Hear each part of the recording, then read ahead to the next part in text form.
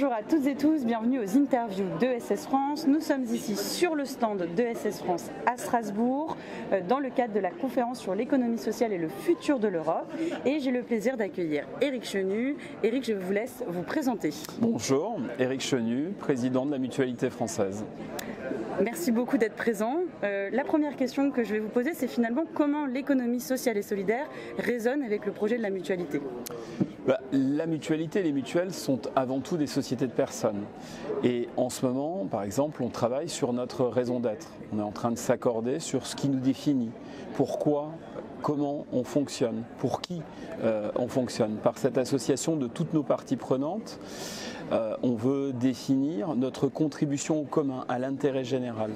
Voir comment, au-delà de la complémentaire santé, de la prévoyance, de l'épargne retraite, de la dépendance, des services de soins et d'accompagnement mutualiste, les centres dentaires, d'optique, les cliniques, les EHPAD, tous les établissements que la mutualité peut gérer à travers le pays, au travers de nos actions de prévention, notre action sociale, eh bien, on contribue, on apporte de la valeur en plus.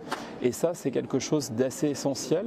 Finalement, on se définit par notre mode d'entreprendre participatif, notre gouvernance démocratique, notre lucrativité limitée, notre volontarisme dans notre contribution au commun.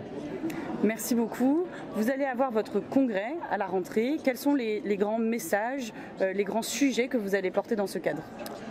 Ce congrès aura pour titre « Mutualité, territoire d'engagement pour l'entraide et les solidarités ». Parce qu'il nous semble qu'aujourd'hui, la mutualité fait partie de la solution pour prendre le virage préventif du système de santé et de protection sociale dont on a besoin, pour garantir un accès effectif aux soins, pour une santé plus accessible, plus inclusive, pour redéfinir les solidarités, pour appréhender la transition numérique qui est devant nous, et puis pour conforter la démocratie en santé.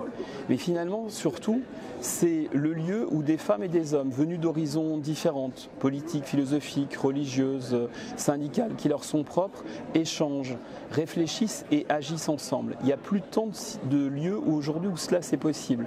Et donc on veut que la mutualité soit de nouveau un territoire d'engagement pour qu'ils puissent faire évoluer leur environnement personnel, professionnel, familial, pour concourir à transformer leur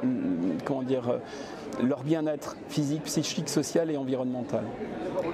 Dernière question, vous êtes ici à Strasbourg dans une conférence sur l'Europe. Comment cela résonne ? Quel message vous portez dans ce cadre ?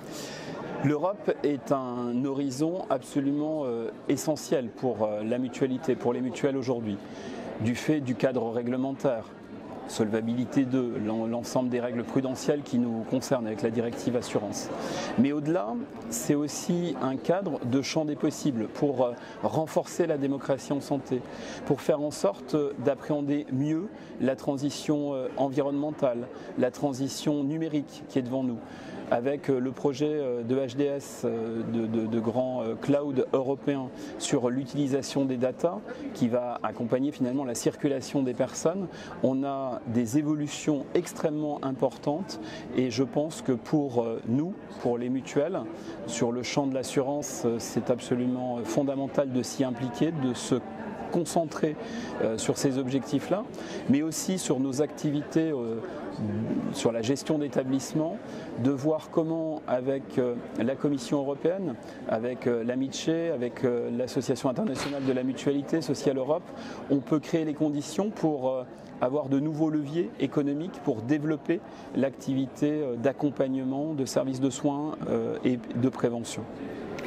Merci Éric Chenu d'être venu sur ce stand. À très vite et bonne fin de forum. Au revoir. Au revoir.